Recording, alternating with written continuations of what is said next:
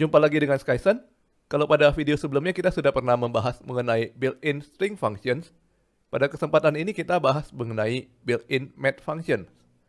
PHP telah menyediakan banyak function yang bisa langsung kita gunakan, dan kali ini kita akan bahas mengenai kelompok function yang berhubungan dengan matematika.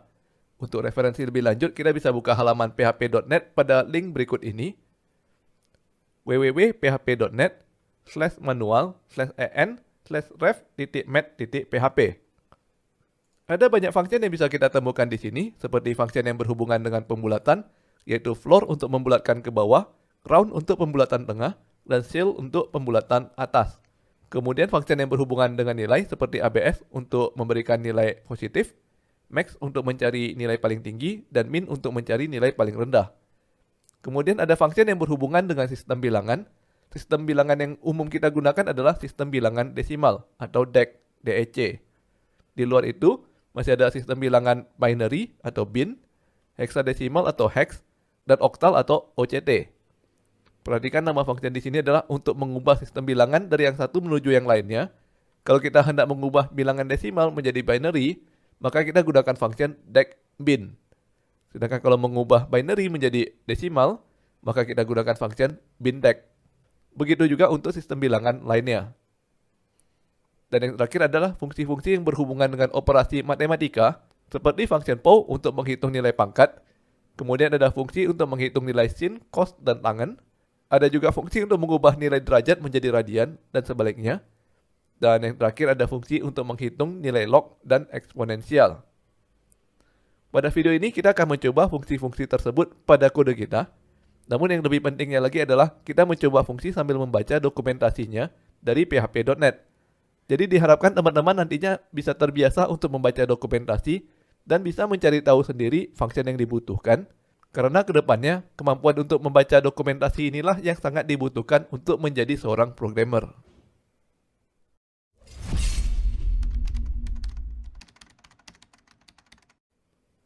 Kita mulai praktek ya. Kita mulai dari function yang bertujuan untuk membulatkan suatu nilai. Pertama kita cek function floor dahulu ya. Kita lihat di dokumentasinya. Kita klik ke nama functionnya yaitu floor. Kemudian kita bisa melihat keterangan yang lebih rinci mengenai function floor.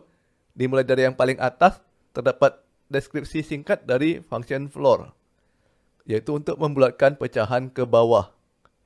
Kemudian kita bisa melihat deklarasi dari function floor. Di sini kita bisa melihat butuh parameter berapa banyak. Kita juga bisa melihat tipe data yang diharapkan sebagai parameter. Lalu kita bisa melihat hasilnya dalam bentuk apa.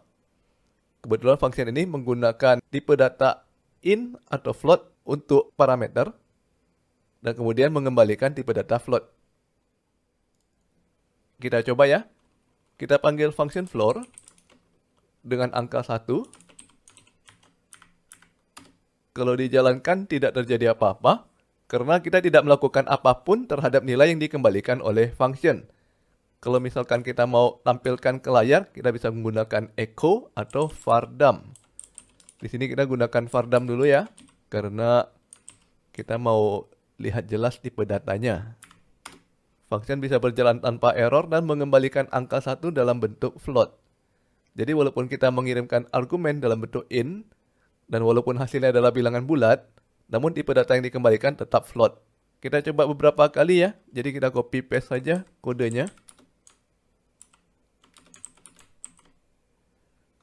Kita ganti argumennya menjadi 1,1.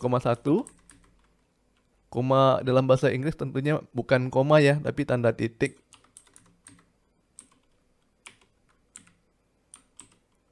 Nah, kita sudah coba 1,1, 1,5, dan 1,9. Dan perhatikan semuanya menghasilkan nilai 1. Jadi berapapun nilai pecahan di belakang koma, mau nilai pecahannya besar maupun kecil, semuanya dibulatkan ke bawah menjadi angka 1. Namun yang menariknya, kalau kita coba masukkan argumen dengan nilai negatif, misalnya minus 1,1. Nah, kira-kira yang terakhir ini hasilnya berapa nih?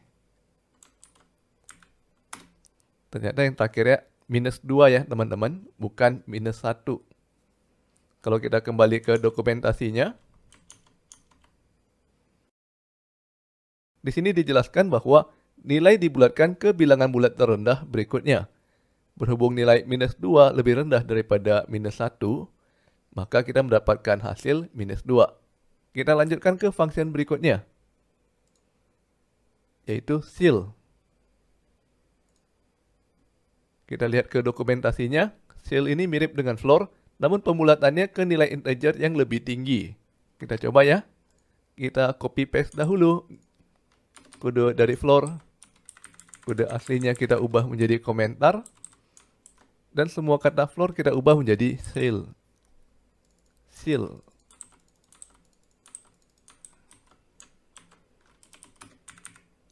Kita lihat hasilnya ya. Untuk bilangan bulat 1, hasilnya tetap 1.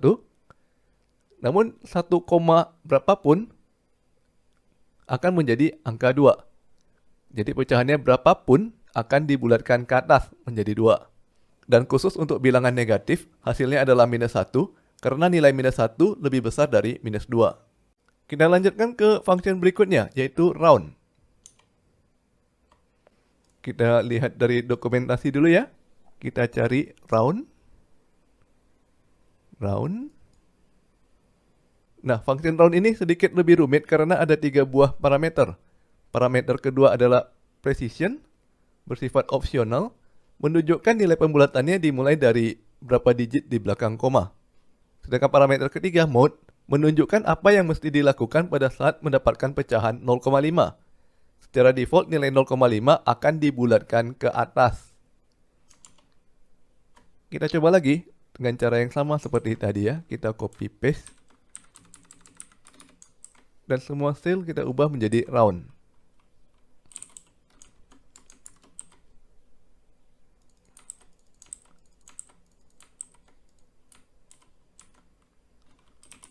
Kita coba jalankan. Nah, perhatikan bahwa nilai 1,1 menghasilkan nilai 1. Namun 1,5 dan 1,9 menghasilkan nilai 2. Sedangkan nilai minus 1,1 menghasilkan nilai minus 1. Jadi fungsi round ini melakukan pembulatan ke bilangan bulat yang paling dekat. Khusus untuk pecahan 0,5, secara default dibulatkan ke atas. Kita tes parameter kedua ya, yang berfungsi untuk mengatur berapa digit pembulatan di belakang koma. Kita komentari dahulu. Kemudian misalkan kita panggil fungsi round dengan nilai 123.456. Lalu kita bulatkan 2 digit di belakang koma. Maka kita mendapatkan hasil 123,46. Artinya pembulatannya 2 digit di belakang koma. Kita juga bisa memberikan nilai negatif pada argumen kedua untuk melakukan pembulatan di depan koma. Sebagai contoh, kita copy paste lagi. Namun argumen keduanya kita ganti menjadi minus 1. Maka terjadi pembulatan untuk kelipatan 10 atau 1 digit di depan koma. Pada parameter terakhir, kita bisa mengatur apa yang terjadi bila nilai pecahan berada tepat di tengah, yaitu 0,5. Secara default, yang terjadi adalah pembulatan ke atas atau PHP round half up. Kita bisa ganti menjadi pembulatan ke bawah dengan mengisikan argumen ketiga. Sebagai contoh, kita panggil round 0,5. Dengan argumen ketiga, PHP round half down. Maka kita mendapatkan hasil 0 atau dibulatkan ke bawah. Kita juga bisa mengatur agar dibulatkan ke bilangan genap atau ke bilangan ganjil terdekat dengan menggunakan argumen ketiga ini. Untuk informasi lebih jelasnya bisa dilihat dari dokumentasi ini ya. Di sini ada keterangan khusus mengenai argumen ketiganya.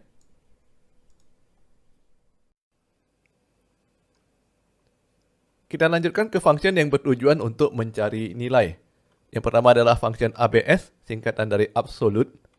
Kita lihat deskripsi dari fungsinya ya. Fungsi ini bertujuan untuk mencari nilai absolutnya atau nilai bilangan positifnya.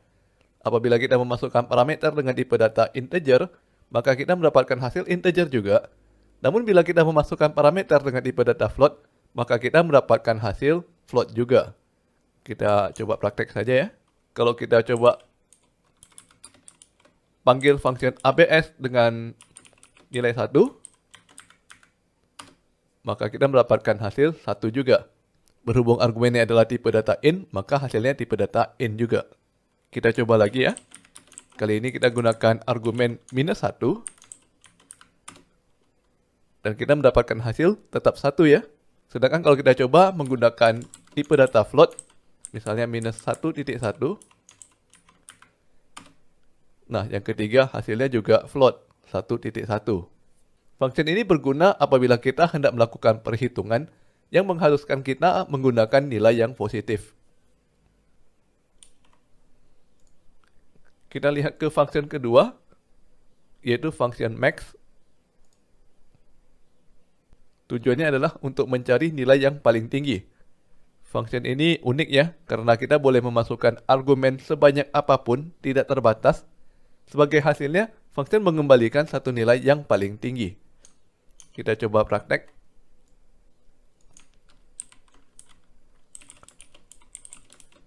Misalkan kita panggil max dengan argumen 1, 9, 3, 6, 4.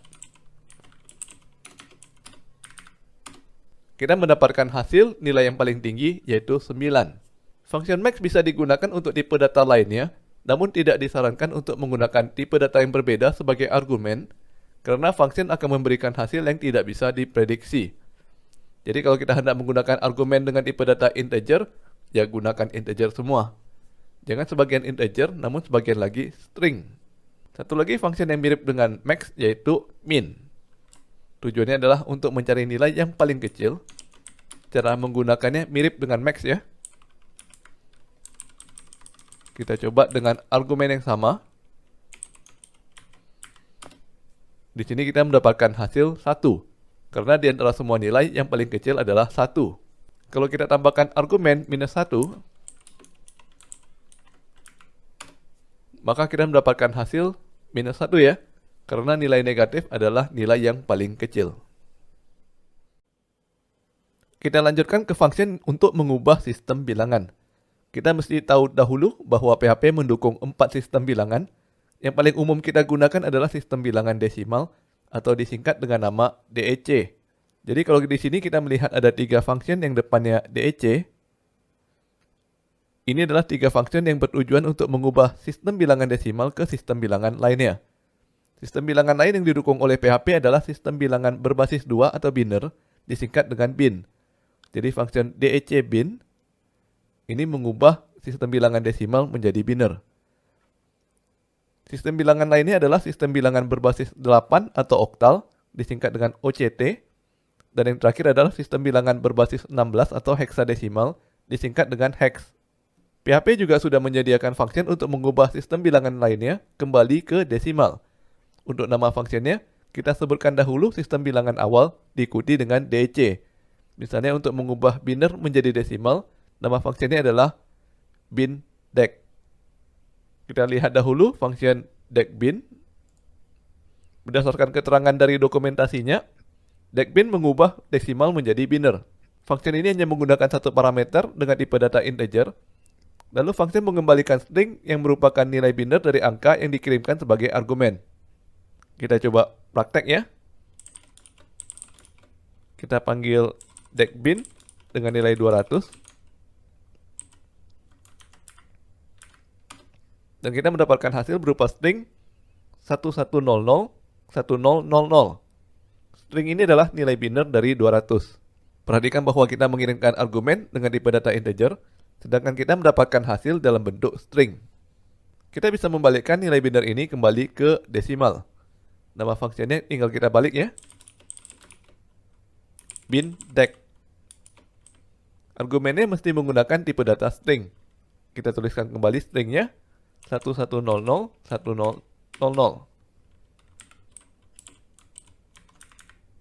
Kalau kita jalankan, maka kita mendapatkan hasil integer 200.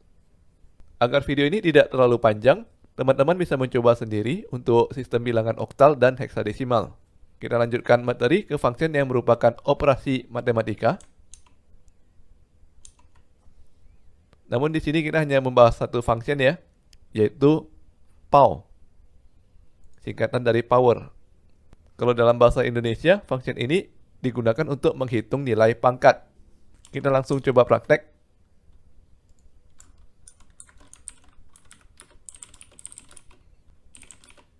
Sebagai contoh, kita hendak menghitung nilai 2 pangkat 10, maka kita panggil function pow dengan argumen 2,10. Maka kita mendapatkan hasil 1024. Sebagai alternatif dari function pow, kita bisa menggunakan operator bintang-bintang. Sebagai contoh, kita jalankan ekspresi 2 bintang-bintang 10. Maka kita mendapatkan hasil yang sama, yaitu 1024. Oke ya, sebenarnya masih ada banyak fungsi lain yang berhubungan dengan operasi matematika, seperti untuk menghitung sudut dengan sin cos tangen, untuk mengubah satuan sudut dari derajat menjadi radian, ataupun untuk menghitung nilai eksponen dan log. Teman-teman bisa membaca dokumentasi cara penggunaannya dari php.net dan mencoba sendiri untuk menggunakannya. Yang paling penting di sini adalah teman-teman bisa mengetahui fungsi apa saja sih yang sudah disediakan oleh PHP, sehingga pada saat ada kebutuhan untuk menggunakan fungsi tersebut, maka kita bisa langsung memanggil built-in function-nya, daripada kita harus bersusah payah membuat fungsi sendiri. Selain itu, pada video ini kita juga mempelajari salah satu skill yang paling penting untuk menjadi seorang programmer, yaitu skill untuk membaca dokumentasi. Sampai di sini dulu video kita kali ini, sampai bertemu lagi di video berikutnya.